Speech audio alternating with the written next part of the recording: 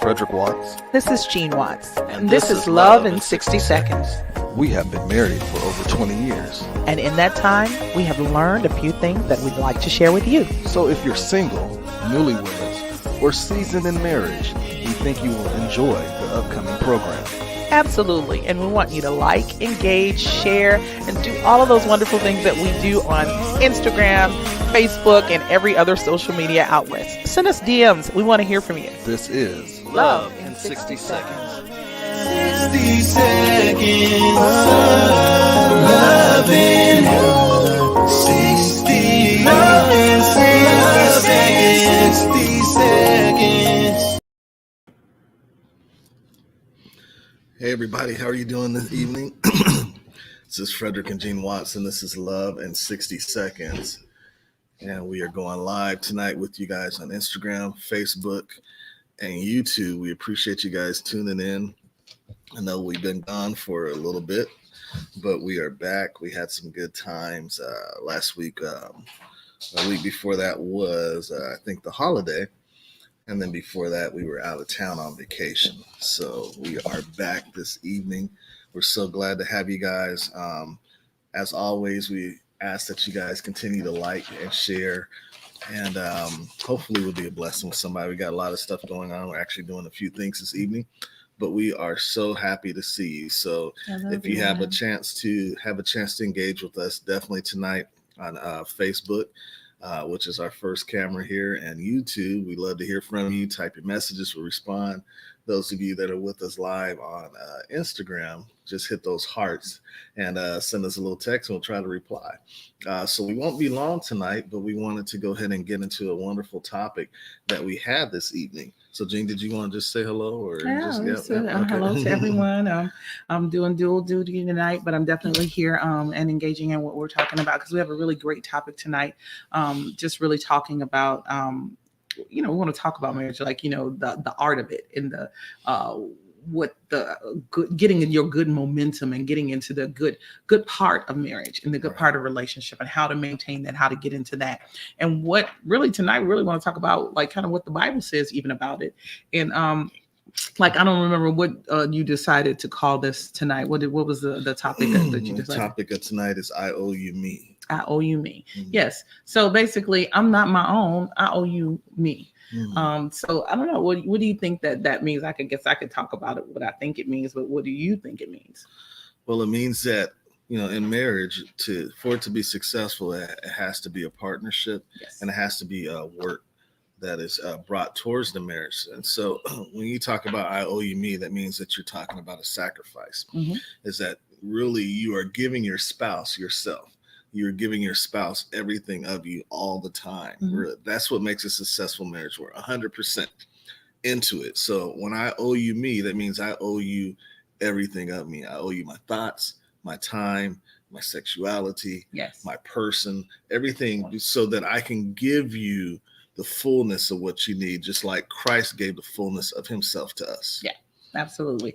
I agree with that. Is that on? I wanted to make sure that we pushed that is extraction. I hope so. No, I didn't think so. But that's okay. Now it says the error with our broadcast. So I'll keep working on that one. Yeah, we're not on the Wi-Fi on that one. All right, keep talking. Okay. Anyways, so as our producer is getting everything ready on the other end there and getting us together, we want to get right into it. We want to get right into talking about the art of a good marriage and the art of what it takes to really fulfill that commitment of saying I owe you me. And one of the things that I don't know, I guess that I want to talk about is we can start with this reading. I was reading on something that we had read many years ago. Hey, Sister Adina, how are you?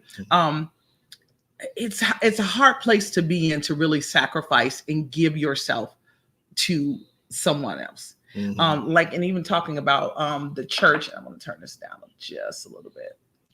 Talking about the church and the body of Christ, and how the Bible says that a husband should love his wife as Christ loves the church and gave himself for it.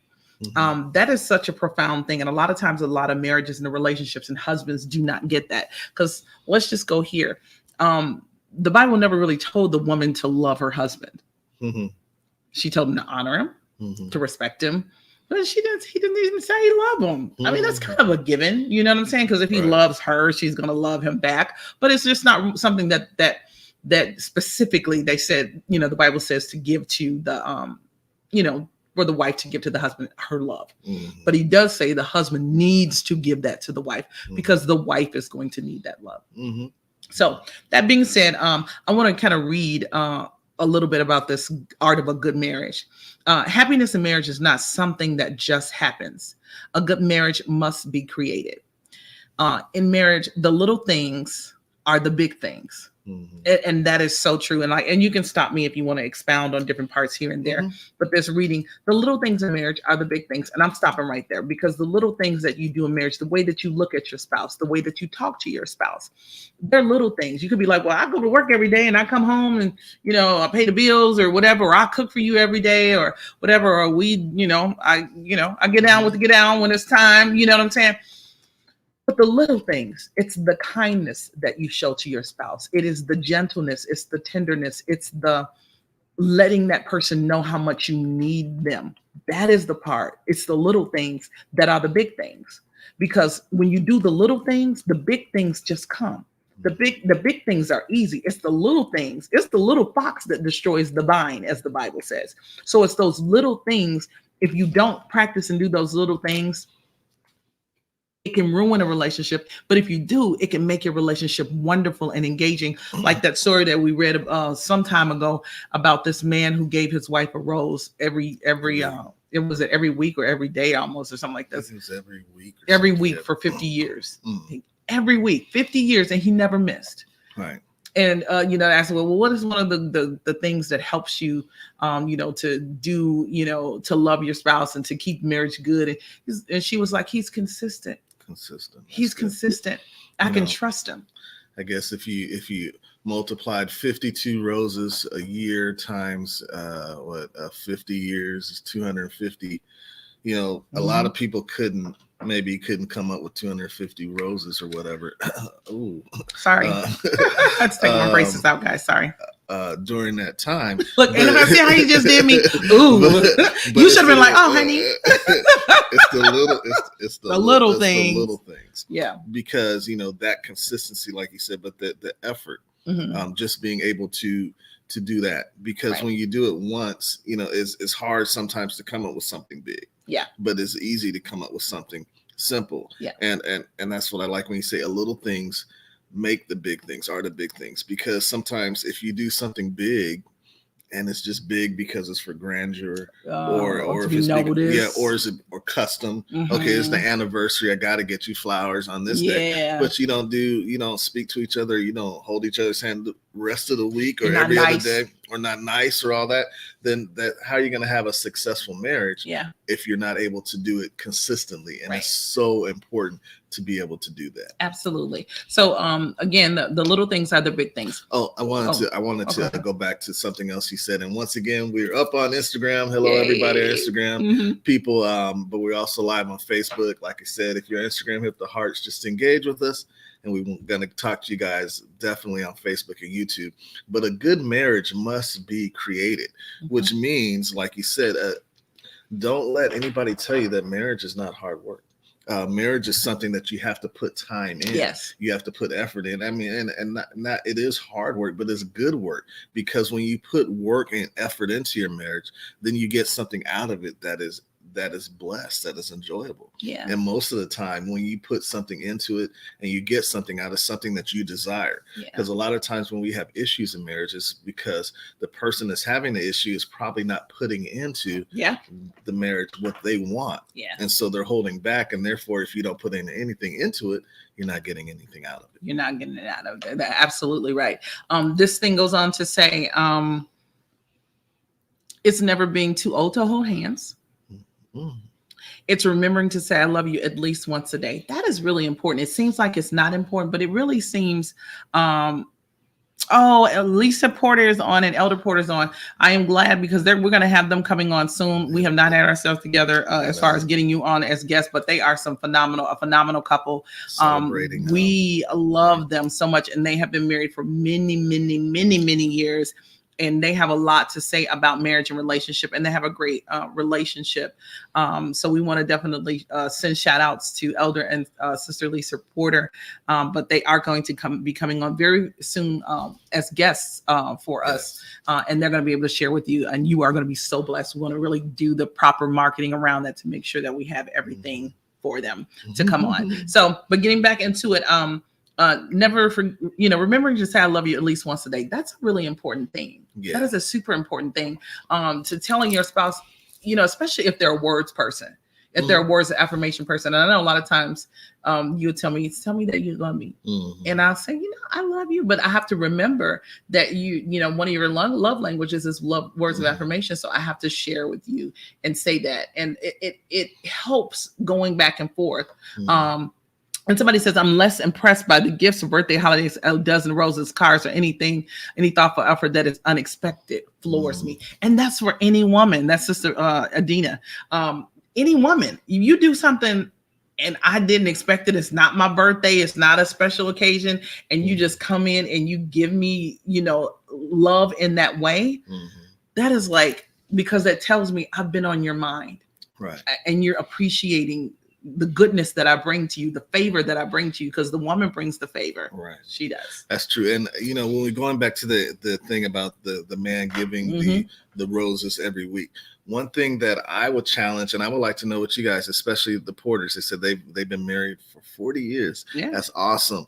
One thing that I've tried to do in my marriage is to say to my wife that I love you every day. Yeah. Just try. And I think I'm pretty much consistent on that, because not only is it saying it's also affirmation. Yeah. Because sometimes you need to speak it for yourself. Absolutely. You might have a bad day, but you're going to put it out there that, no matter what's going on in your life for that day, that the marriage is going to be solid, the relationship. And that's also telling the enemy, when you put it out in the atmosphere, it's not just for your spouse, but it's spiritually as well. Absolutely. So I challenge spouses to tell your husband or your wife every day, just, I love you.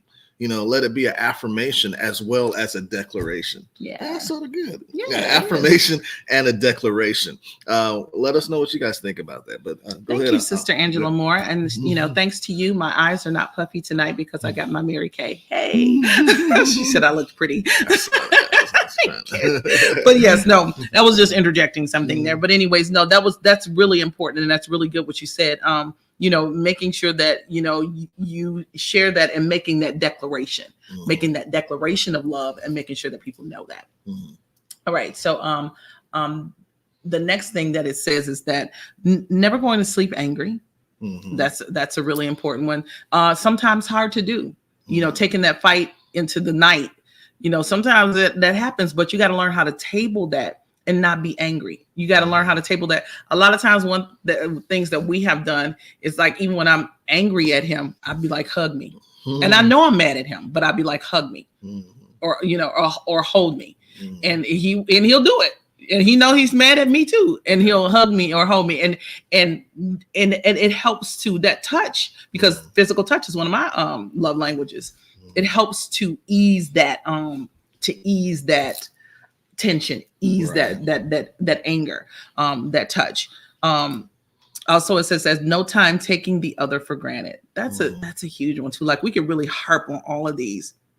Not taking your spouse for granted, because they don't have to be there. Right. They don't have to be acting sort of right. Even if they not acting all the way right, they don't have to ever come back to your house. You know what I'm saying? They don't have to ever do anything for you. So don't take it for granted, the things that they do, even if they're not doing everything that they should.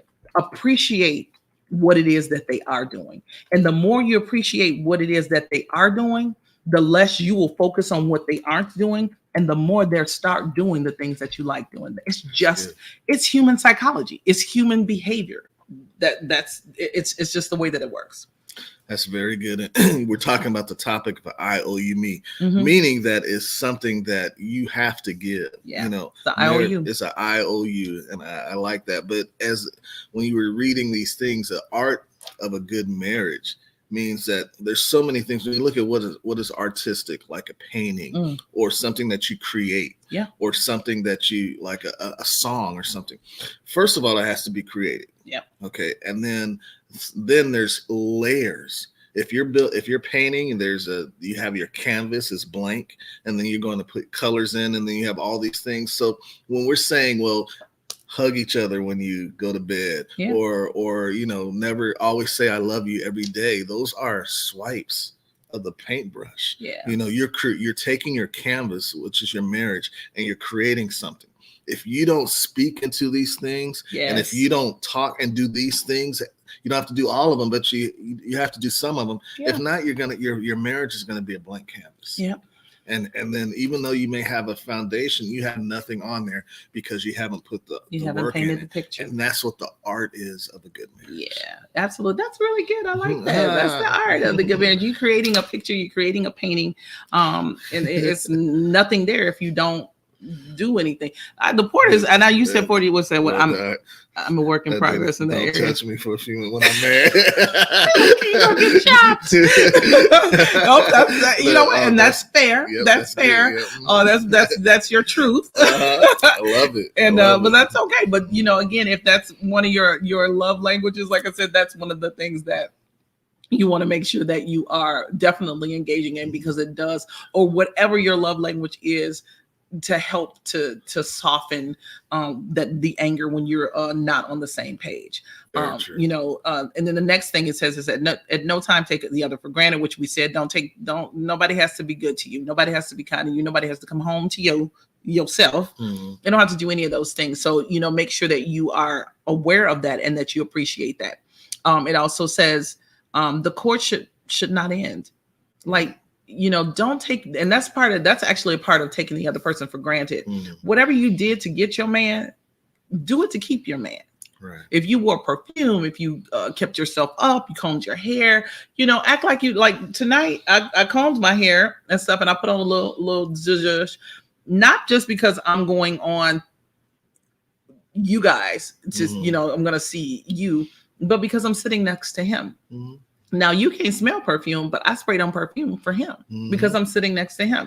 I rebrushed my teeth and put a breath mint in my mouth. Yes, for me, because you sit next to me. No, but those types of efforts that you make, continue to make those efforts. I don't care how long you've been married. Right. You know what I'm saying? Continue to try to impress your spouse. Right. Because guess what? If you don't try to impress them, somebody else might. And don't think that nobody else wants your wife. Don't think that nobody else wants your husband. That's a huge myth. And that swipe, or it's real simple. It doesn't take long. Like today, like when I came home, I traveled today, and when I came home, my wife was like, "Oh, do you want something to eat?" And I was like, "Sure," and I actually have been up. I've been up for like 12 hours or something like that. And she always gasses, or she thinks I gas because like she made me a sandwich. And I was like, this is like the best BLC bacon lettuce, carrot, whatever it was, sandwich that I've ever taken. And when I say that, I genuinely always mean that. My wife prepares meals like nobody else, but she thinks I gas her up. but it's true. But I don't take for granted that even though I came off the road, was traveling, she picked me up, she worked, she was having a long day, she had stuff to do, that she took a moment to make a sandwich for me. And so I appreciate that. And the least I can do is compliment her and tell her how much it is, how great it is, or thank you.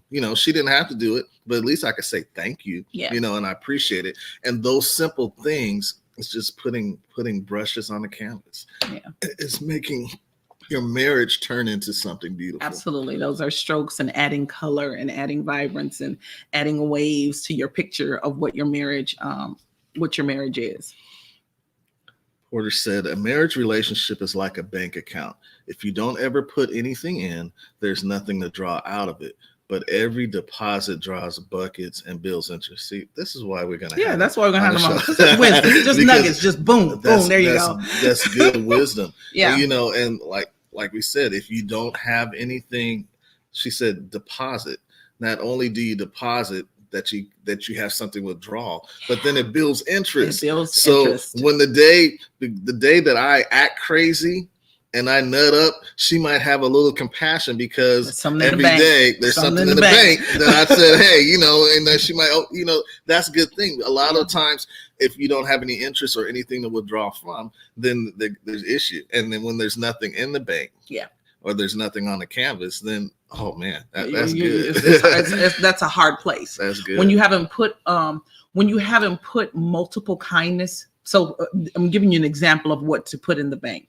So if I'm consistently building my husband up, I'm consistently being kind, consistently telling him how handsome he is and how sexy he is, and you know, how smart he is and what a great provider he is and all of these wonderful things that you are. If I'm consistently saying that, and then one day, you know, he make me mad and I say, oh, okay, you get on my nerves, or you know, I say something that may not be quite that kind. I have so much kindness built up. It's easier for him to forgive that offense. Or let me put another, because she builds on that axis. So I travel weekly as a pilot. So when my wife says, oh, I love you, or I appreciate you, or, you know, this is who you are to me, all that, because she's built that up and I have that interest, I can walk through the airport. I'm a 5'10", but I feel like I'm 6'4". And, you know, even though she always talks about how I walk, like I have this swag when I walk, it's not because I'm just trying to draw attention. It's because my wife has built me up in that. So if somebody happens to be in my face and smile, I don't need that attention because my wife has put that in me every single day.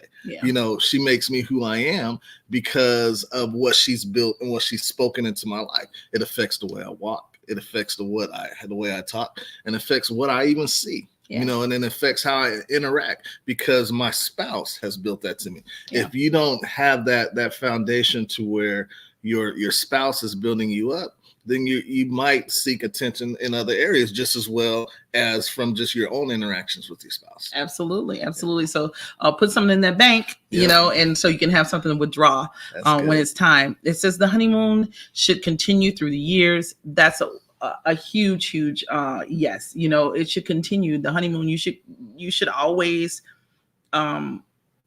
be loving on your spouse. You should, and every day is not going to be that, but you need to be intentional about making those days that.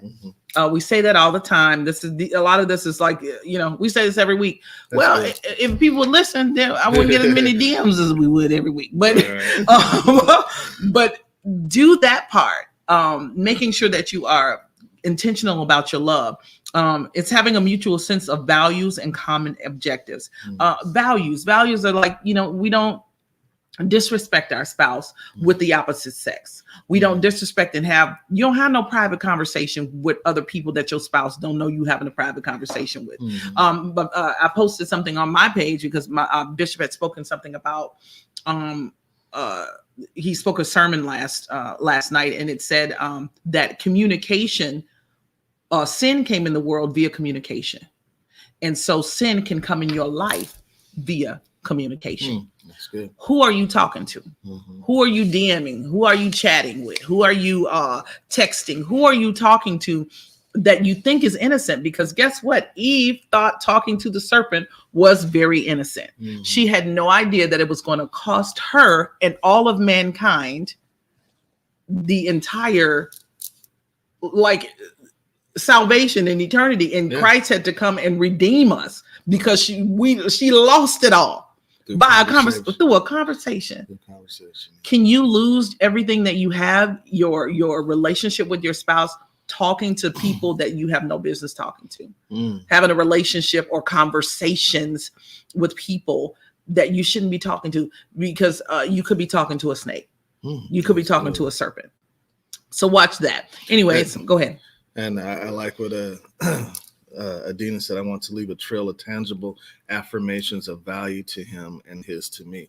And then even if you relate that back to Eve, had Adam been in the area to affirm her, there wouldn't have been a conversation. Exactly. If he had been talking to her. Right. So that's another thing. You know, I don't even want to preach that, but that's a You good better one. preach You it. know, That's because good. you have to, if you don't leave those affirmations like Adina says, and Yeah. if you don't have the conversation, then that allows isolation. And that was the first trick of the enemy. He got Eve alone, Yeah. but had Adam been there with her, then he wouldn't have been able to have that conversation. Yeah. So a lot of times when you say I owe you me, that means I owe the sacrifice Yes. to build my spouse up, to be a part of them, and to encourage them, and to make sure that there are no distractions leading them away, so that you don't have those conversations that could destroy or chip away, because it always won't be just immediately.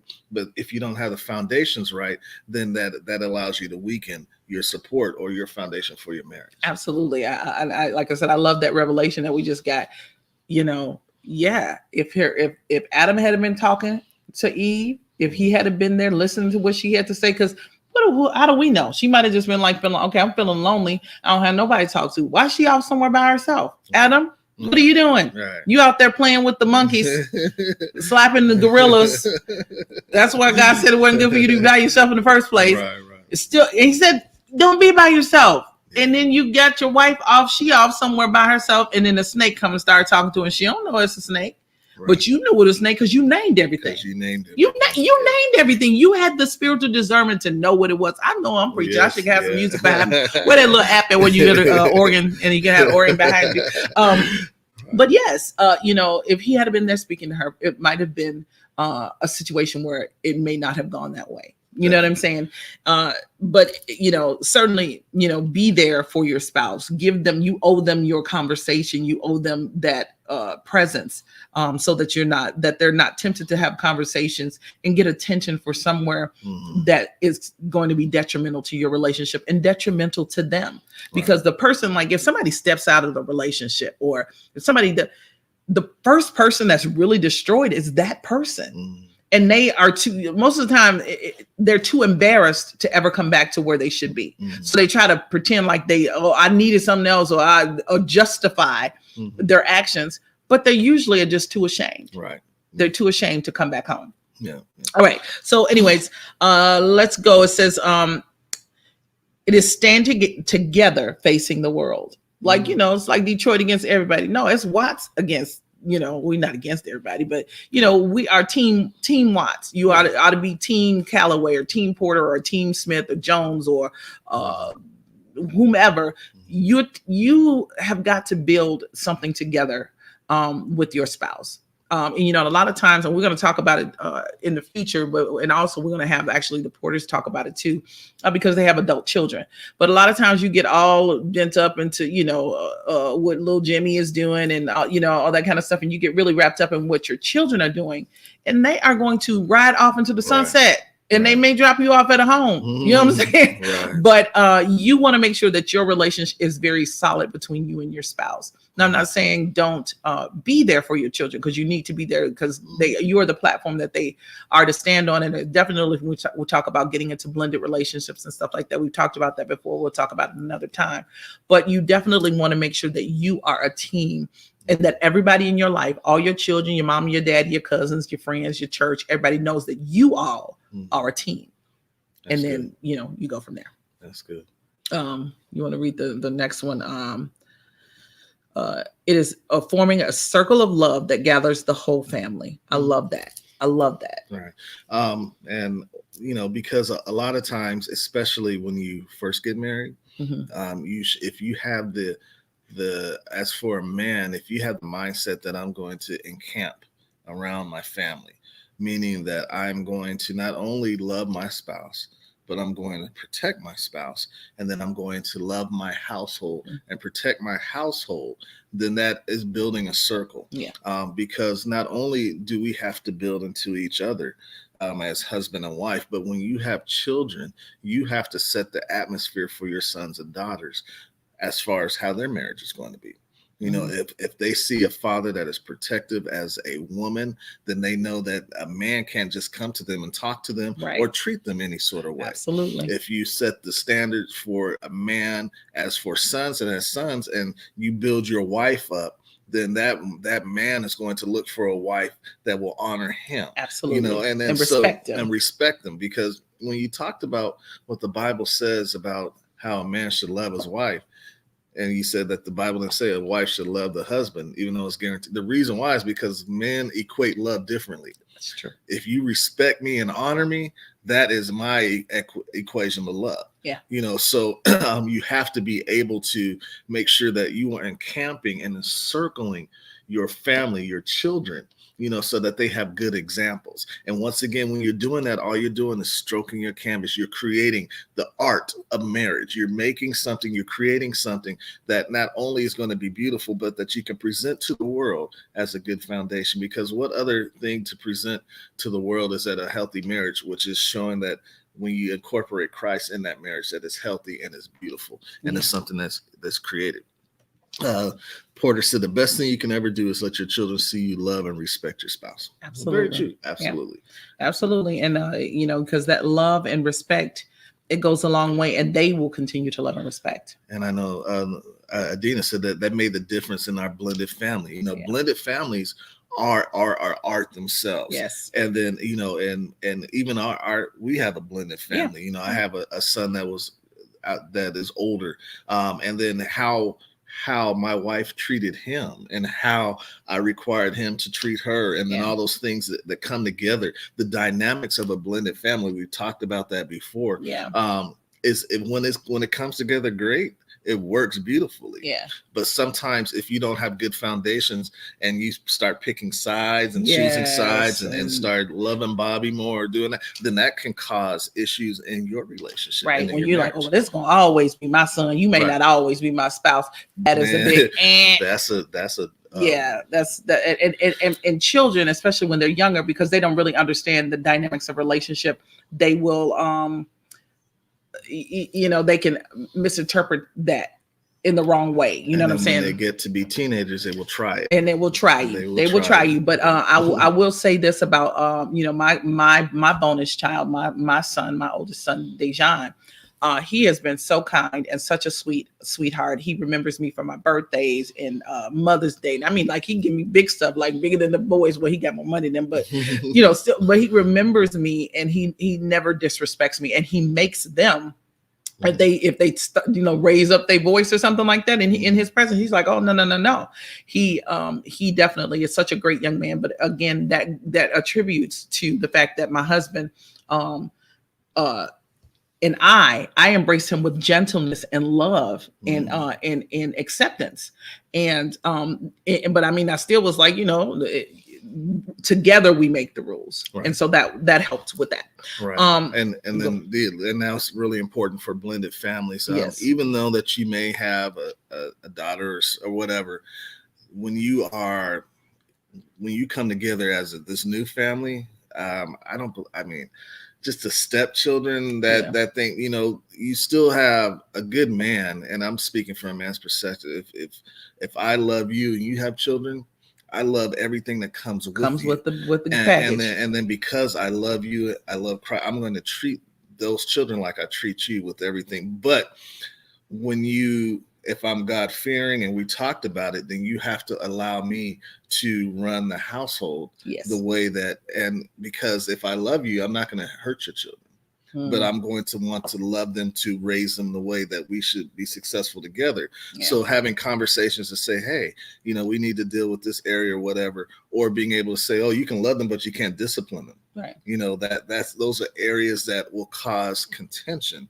And so you have to have that conversation. Hey, we're a united front together. Even if we may disagree in the back, in the front, we saying the same thing. Even if I'm like, I really don't believe this, but I'm gonna say, because we're gonna say the same thing. We speak the same thing because we're a team. That's right. So that's really good. That's rich. The next thing is doing things. Well, no, only steps in our home lead upstairs. There are all our children. That's right. Exactly. That's why I said my bonus baby, my oldest son. Mm-hmm. And like I said, he's a great kid. But even if he wasn't a great kid, he still belongs to us, just like my regular ones. If they weren't great kids, they still mine. So there it is. And, that's what it is. It is forming a circle of love that gathers the whole family, like we said, and it is doing things for each other, not in the attitude of duty or sacrifice. It's doing things not because I'll make my husband's plate because I'm that's my job, or I'm supposed to do it. I do it out of love. I do it because I take care of him, and I do that because he would not eat if I didn't make him food. Not true. Very true. Not true. But yes, Well. doing that and do it in the spirit of joy. It is speaking words of appreciation and demonstrating gratitude in thoughtful ways. It is not looking for perfection in each other. I want to stop at that one. Mhm. Your spouse is not perfect, but neither are you. That's right. You are not perfect. And a lot of times we get into this thing where, this is what you do and you do this, or, we talked about before, I hate the way you chew, all that kind of, whatever it is that your spouse does or doesn't do, but you're not perfect either. So, grace is the thing. You give your spouse grace because you also deserve grace, or you need grace. So as you do that, share in that grace. And, these are just reminders of things that we should do, but we should be practicing these things. We should be practicing giving grace. And Dina said, wait, I'm not perfect. No, ma'am. You're not perfect. I found that out about myself. I was like, wait, what? I thought I was. But no, I'm not. And nobody on this line is. That's right. So, imperfection, it is what we are, but God gives us grace. He gives us mercy, and we got to give it to our spouse and allow them to grow in areas. You can't be like, oh, you married, you're supposed to act like this, you're supposed to do. They may be, or perhaps they should act like that, but you got to give them time to grow into that, because you got to grow into something yourself. Oh my gosh, the Pastor Tatum. Okay. He said, for those of you that aren't, hey, Jazz, God bless you. Join us on. A lot of you guys can't see what's going on Instagram because we can't put it up there. But if you are on Facebook at Wattsup Entertainment or Wattsup Video on YouTube, you can engage with us. And one of our partners, our what do you call it? Our covenant partners. He said, for the record, my spouse is perfect in my eyes. my wife's spouse. My wife's spouse means, means him. Meaning him. So in he's his perfect. Own, he's perfect in his own eyes. We love that. Yes. And that's why.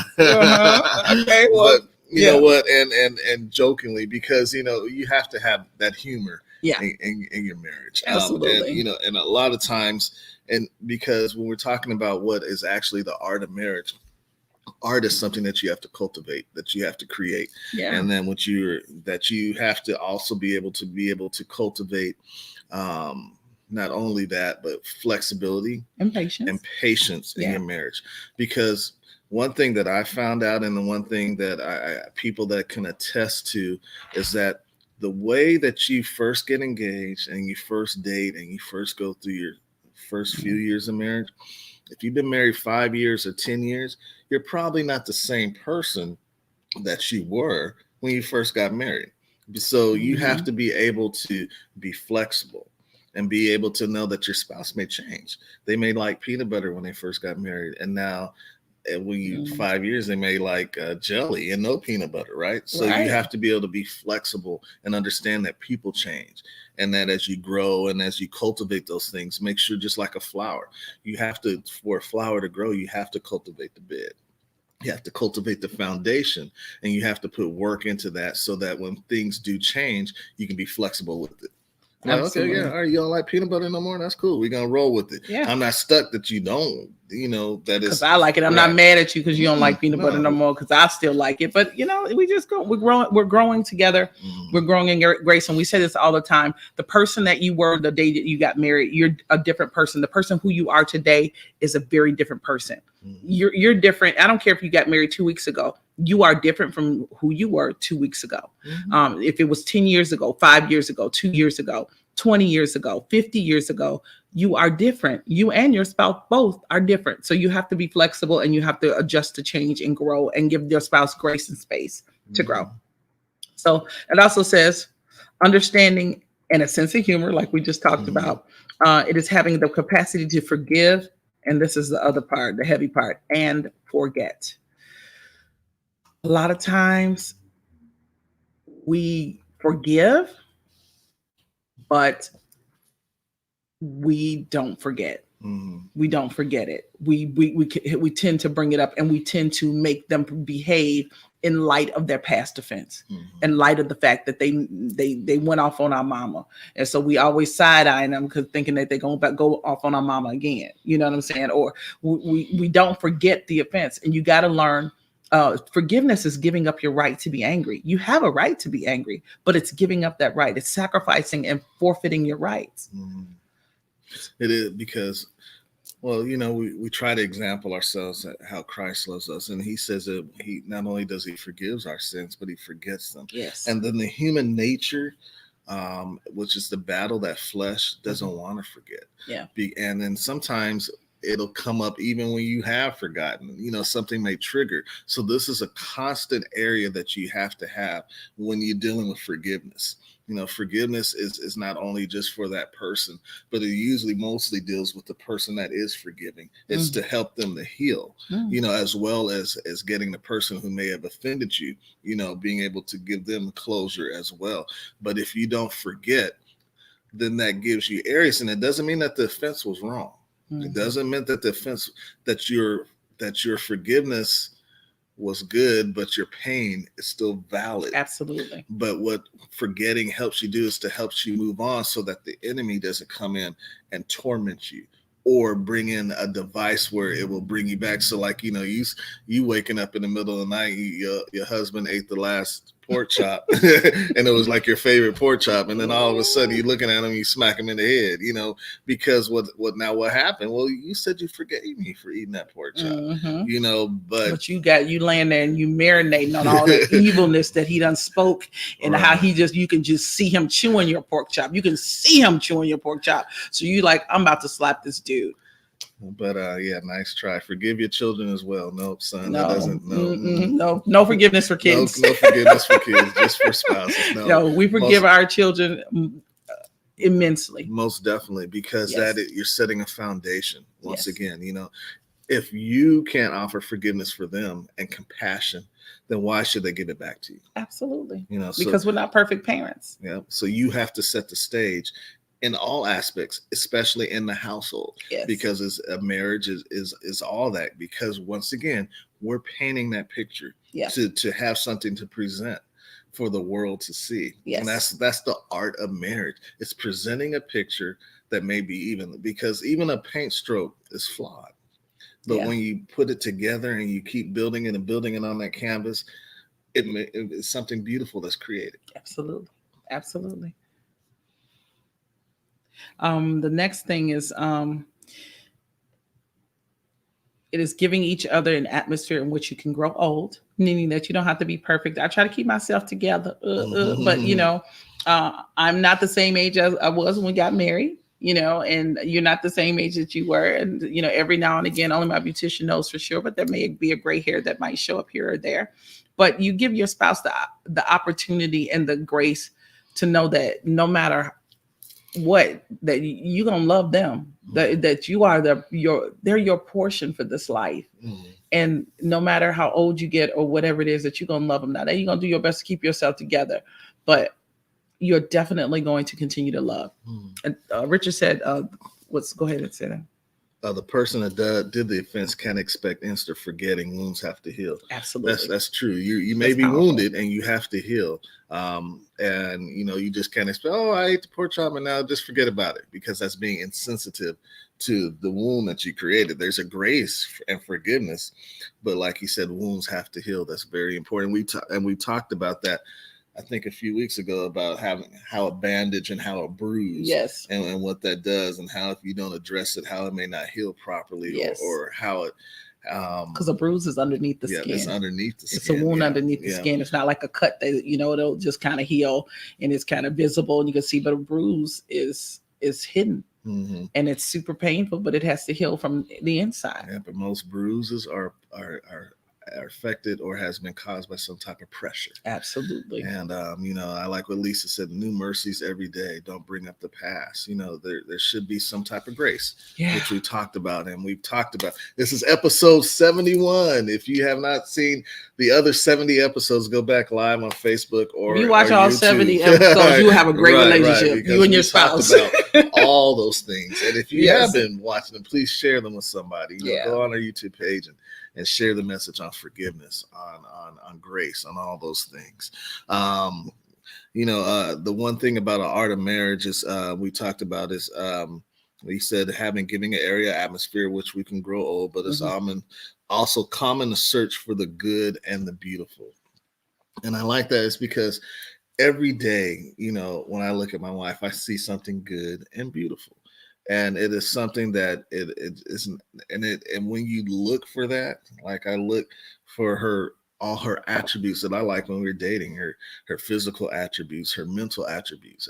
I love her smile. Her smile is encouraging, and it's something that not only is beautiful to me, but is good, but it's something that helps me build on my day. Sometimes I may be stressed out and be like, I remember my wife's smile or something, or when I see that smile, that just encouraged me to go on, because you're building on something that's good and finding stuff that is beautiful. And what that does for you, like with a line, finding the good, once again, marriage is effort. You have to look for that. Yeah, some days it's evident. Simple. Yeah. But some days you like, I'm gonna bust this joker up.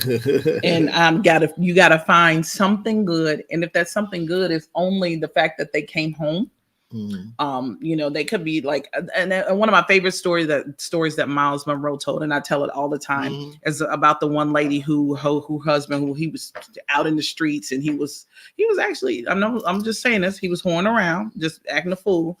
And she was so just disgusted with him. She was like, you know what, this dude, forget him. And she told her, he was Miles Monroe's her pastor. And she's like, Pastor, I'm done with him.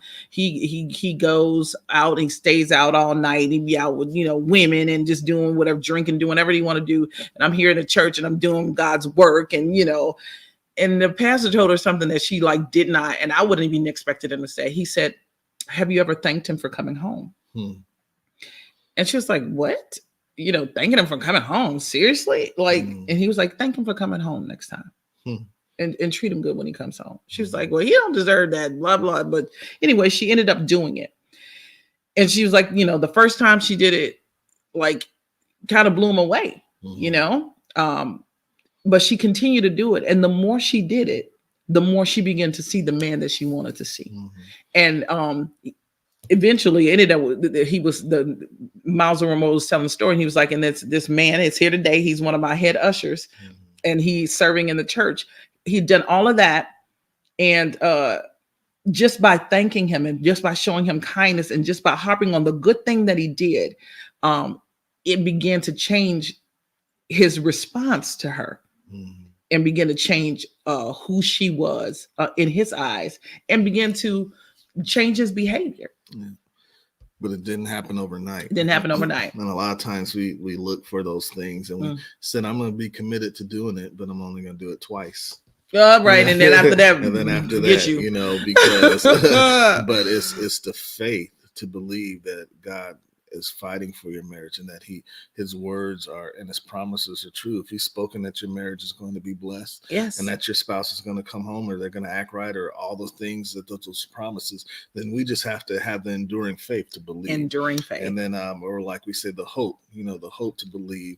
Hope is not just hoping that it's going to happen as the world sees it, but hope is believing that the promises of God are true. And so I can hope, having hope, believing that I know it's going to happen, just have to wait to win. Absolutely. Hope to the very end for the good that is coming.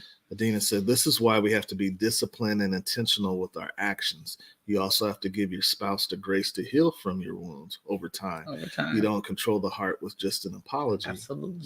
So choose wisely. Absolutely. Wounds do heal. They do. They do heal, but they do take time. Yeah. And a lot of times with a cut or a scar, it may be visible because it's above the skin, or the skin is broken, but that bruise or that wound can be inside. Yeah. You can be wounded by organs inside, and you're not internal bleeding, and you don't see it, but it'll affect you. Absolutely. It can even kill you. It can kill you. So, definitely those are things that you want to make sure, you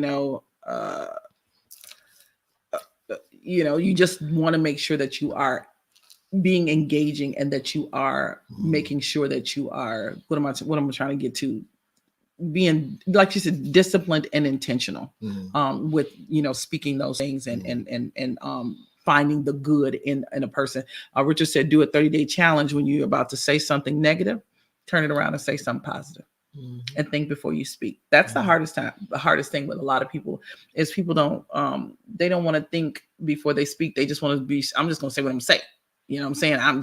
You always want to win. And when you win and you losing, Right. when you're trying to win an argument with your spouse, whoever the winner is usually is the loser. Right. And you both lose. You both lose. And that's the concept of not being one. How can you fight against yourself? That's like punching yourself in the You face. punch yourself. You punch yourself. You punch yourself. You punch yourself. You know, but that is effective or ineffective communication. When we talked about that before as well. So you want to make sure that you are, when you have areas and days, which happens where you're not on one accord, you can maybe not be on one accord, but you still have to be on the same team. Yeah, absolutely. Now, this is good. It said it is establishing a relationship in which the independence is equal, dependence is mutual, and the obligation is reciprocal. And now that is like very weighted, and that almost could be a whole different, a separate discussion. But the independence, you're independent. You're equally independent people. You're equally, you can do, I know what I can do. I can move where I can support myself. You know what I'm saying? If I needed to, I could support myself. I don't have to, but if I needed to, 100% good. No doubt about it. So I have my independence. My husband has his independence, and we're equal in that independence on things that we can do and maneuver. But we depend on each other for so many things, and it's mutual because we depend on one another. We don't depend on each other for the same things, but we depend on each other for the complementing things, which is what makes our relationship so good. And then the obligation, we reciprocate. We give, it's give and take. I give and I take. He gives and he takes in different areas and different things. But that reciprocation, it is, or the obligation that we have to one another, we reciprocate and we're there for one another. And it is not only marrying the right partner, it's being the right partner. Right. That's what it is. It's more so you be the right partner. And, love your choice. Love your choice, because marriage, love is a choice that you make every day. It's not a butterflies feeling. It's not, I'm just like, woo, everything is good all the time, especially when you got stuff in your life that's not good. It's hard. And if you've been offended in the relationship, of your spouse has been mean to you or talked out of term or stepped outside of the relationship or is being a weirdo, you know what I'm saying? And I'm just saying, using that term. But sometimes your spouse will give you like, what? I don't know what they doing. I don't know what's happening with this person. You still got to be engaging. You still got to get there. You still got to be there. And one of my favorite scriptures in the Bible is that God is always there. And he's in one of my favorite scriptures. Love the scripture because he says, and David was saying, if I make my bed in hell, thou art there. Meaning that even if I am the one who does whatever to make myself be in hell, in a hellacious situation, if I do it, God, you're there with me. That's good. If your spouse is doing something and he or she has made their bed in hell, they may not even know it, but trust that God is there. But not only is God there, but the God in you needs to also be there as well, because you have to look on. There's things that we've been through in our relationship. If I did not look at my spouse, did not look at my husband in pity and as a soul and as a man of God, that I wanted to make sure that he won whatever battle he had with the enemy. Right. I would have just been popping off, you gonna say something to me, I'm gonna say something back to you. You know what I'm saying? Yeah. That's the enemy, you know what I'm saying? Making your spouse do things that are not pleasing, not only to God, but not pleasing in the relationship. Very true. Very true. So, hopefully tonight we blessed you or engaged with the topic of I owe you me. And we wanted to talk about it. I don't even think we read the scripture that came out of Corinthians, which was the husband should fulfill his marital duty to his wife and likewise to her husband. And then it goes on to say that Do not deprive each other. Expect by mutual consent for a time, so that you may devote yourselves to prayer, and then come together again, so that Satan will not tempt you through the lack of self-control. Even in that, when you're talking about that, scripture says a lot of things. And as we wrap up, when you're saying I owe you me, that means that I'm going to give you everything that I have is that is of me, I give to you. And that's really what true sacrifice is, because once again, we try to marriage how Christ sacrificed for us. Christ gave his life for us so that we can have salvation. I have to be willing to die for you for our marriage to be successful. Yeah. And that means spiritually. That means intimately. A lot of times, and then this talks about sex and marriage, and when to because especially for men and how men was created, he was created to procreate, to give seed. So that's why everything is good in marriage, to have the intimacy and the sex that comes with it. But if you use holding that against each other as a weapon, then what that says is that then that allows room for the enemy to come in. So even in the intimate part of your relationships, having the intimacy and the sexual part, you have to be able to give everything. It should be a giving thing instead of just a receiving thing, right? Yeah. Right. And so when you don't do that, and you don't even use those biblical principles, then that allows you guys, like, look, if you don't do that, you're allowing the enemy to come in to do that. And a lot of times with men, when we talked about giving, it's like, that is not just a physical touch. That intimacy comes way before you even get there. Yeah. The successful part of intimacy is saying, when you get up in the morning, holding your wife's hand, or or giving her a kiss or a hug, it will more likely going to lead to something that you desire later on in the morning or the afternoon or in the middle of the night. Hey, don't be too proud to beg. Hey, no. But it's establishing that. And the Bible even talks about that, to give you a protocol so that you don't fall into areas that will cause your marriage to suffer in all those areas. Yeah. So again, I owe you me. This scripture basically says that it was 1 Corinthians, the 7th chapter, and the first verse, says that he read, the wife gives authority over her body to her husband, and the husband gives authority over his body to this wife. So my body belongs to my husband. His body belongs to me. You man. You man. Yeah. It doesn't belong to anybody else. You don't get to loan it out to no one else. Number That's one. right. Yeah. Nobody else gets to use it. Yeah. Like, you know what I'm saying? It belongs to your spouse. You owe them all of those things, and you owe them that part of your relationship, of that part of your being. You owe that to them. And the only time that you should be loaning it to anybody else is if you guys agree and you giving yourself to God. Right, that's to the God. only other people you're giving yourself to. And that's spiritually, obviously, giving yourself to each other spiritually. But the book of Isaiah says this: there's the husband should fulfill the marital duty to his wife, and likewise the wife of his husband. And we read that, but Hosea 3:3 says, "And I said unto her, thou shalt abide with me many days, for thou shalt not play the harlot, for thou shalt not be for another man, so will I also be for thee." So Hosea was saying, listen, you coming with me, we are exclusive. Mm-hmm.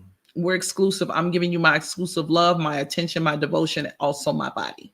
Mm-hmm. And that's, sometimes people don't have I'm giving you my giggles. I'm giving you the fact that I'm laughing at your jokes. I'm giving you the fact that I'm giving you my compliments and saying, you beautiful, you sexy. I'm laughing in your face. I'm smiling in your face. That's what I'm giving to you. I'm not giving that to anyone else. Mm-hmm. I'm not giving any other man my attention. I'm not flipping my hair for nobody else. You know what I'm saying? I'm not putting on no eyelashes for anyone else. And for men, they're not wearing cologne or whatever it is that they're doing, not doing it for anyone else, but for their spouse. Yeah.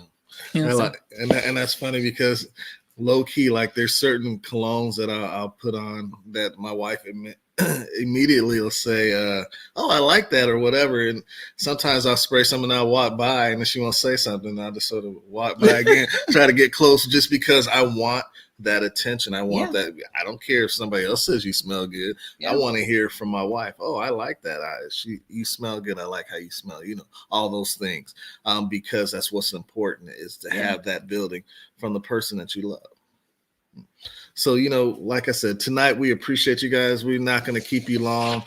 We hope that you have been a blessing. If you are on Instagram, thank you for the hearts. We appreciate you guys engaging. We love to see you guys. We were waving to all our Instagram people.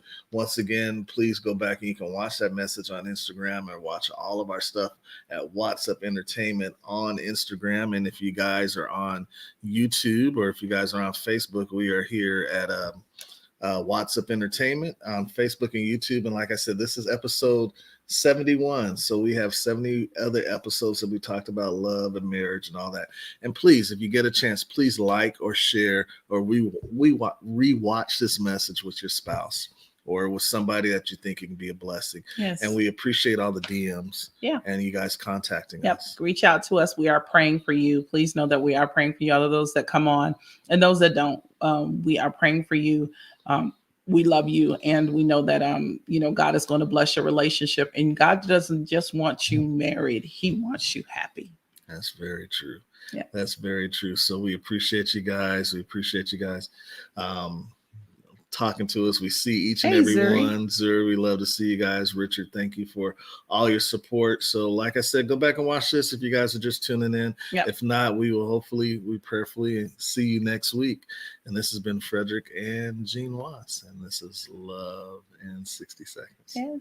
Bye, everybody. Good night. Well, guys, we have to wrap it up this evening. We really hope that you've enjoyed our conversation.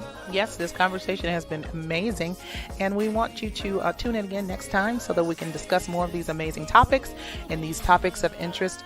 Then don't forget to DM us, contact us, reach out to us, and we will definitely respond back. And this has been Love in 60 Seconds. Don't forget to follow us on Facebook and Instagram. All right, good night, everybody. See